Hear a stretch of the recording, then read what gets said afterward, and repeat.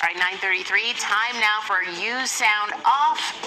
Over to Dina and Sid. Tam. And me. It's Hi. the story. Tam's here. Okay, so we're talking about the new regulations that say there's really no safe amount of alcohol. For years, we heard, 2 glasses a day, maybe 3 or 4. It started with 3 or 4, then 2. Then for women, maybe 1. Now they're saying 1 to 2 per week to put yourself at lowest risk. So it's not no risk, it's lowest risk, which means there's still, and it's related to 6 different types of cancers, heart disease, stroke, all kinds of things. There's even talk of now putting labels on bottles, much like they did and do for cigarettes, to say this is the warning. And of course, there's a lot of people with a lot of money who are into maybe lose some, and they're saying, well, if you know the risk, you know the risk. We don't have to go to that. Well, the government of Ontario has a stake in alcohol, let's be honest here. But this is now, it's becoming very internal for a lot of people, this news. Because I've heard for nearly 15 years now, 2 drinks a day, you're okay. Has this changed? I got to be honest, I haven't moved yet on it. I'm not, and I'm taking it seriously. I'm not making light of anything. I haven't moved yet. I like to maybe enjoy a little something with dinner, is what it is. I'm a human being, not completely in shape, not a surprise to anybody. Are you thinking about this differently, Tam? Honestly, the news yesterday made me think about it differently. It was last night, eating dinner. Husband pours a glass of wine for himself, and normally I'm the first one to be like, yes, please, pass it over. And I stopped and was like, you know what, I'm just going to stick with the water. Yes. It did make an impact yesterday, especially when they said that it affects women more than men. That's right. Negatively. It's how we metabolize it. Right. So the alcohol turns to methanol and ethanol, which is why you see a lot of the cancers coming through the larynx and the mouth, and how we digest, as well as the colon and the breast and everything else. Right. I know back in 2014, my doctor said, hey, how much wine you drinking? How much alcohol? I love my red wine. And you heard about resveratrol and how great it was for you, right? Which is found in the red grape. So you're almost like, oh, it's filled with antioxidants. And he said, you better cut down. And he said 10 years from now, people are going to connect and correlate wine consumption, alcohol, any sort of alcohol, to cancer. And I said, hold on, in Europe, they're always drinking and al fresco and liquid lunches. And he goes, the rates have gone up, especially for women who are putting off having kids, who are having the liquid lunches. Then there was the whole wine mommy culture. We're up at school to drink, right? And so that scared the heck out of me. And I went from having red wine every single day because I loved it like water. I was weaned on it. My my grandfather, would give me the homemade wine when I was a little toddler, just to sample. So anyway, for me, it was for the enjoyment of it. And I was just scared.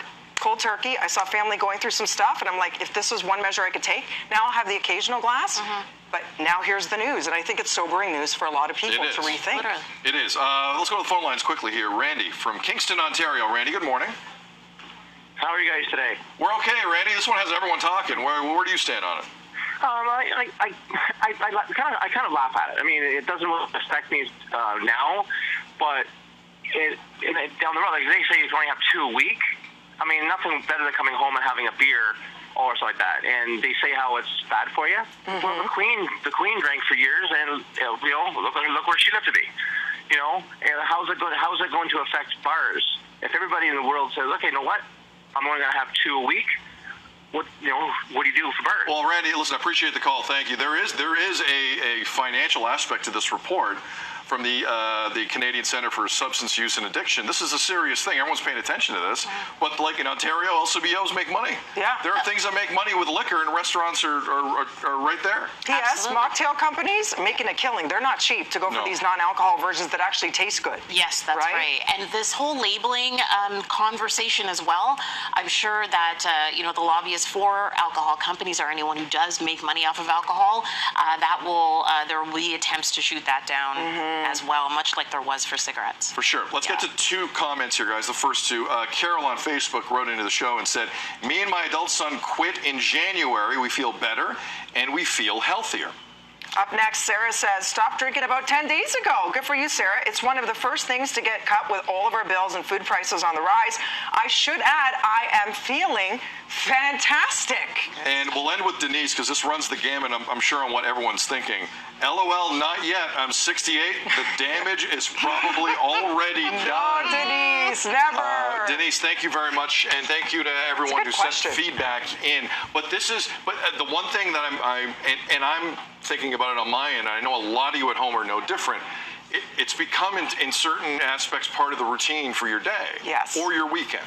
enjoyment of your meal or your friends. It's going to be interesting what people decide to do. I'm already having conversations with my wife, and this is like, we've seen a lot of headlines pop up now and again. This one raced. Yeah. This one got people's attention immediately, and look, I don't doubt the science. Who the heck am I? But I likes me my drink once in a while, and it's going to be difficult to kind of wean off, but I might have to. Well, just like smoking, it took a long time. Like, do you remember all those the really scary looking graphics? Remember shows where TV doctors are smoking on television in the 50s? Smoking newsrooms, like back in the day. That's right. They were smoking in the newsrooms. And just I'll promo ahead to Friday morning. We're going to be talking to a researcher behind that study at 7:30 on Friday morning. More info. Awesome. Yep. Tammy, as usual, hitting a home run, giving everyone what they need to know at home. We appreciate all the feedback. All right, coming up after the break, Harold Ballard.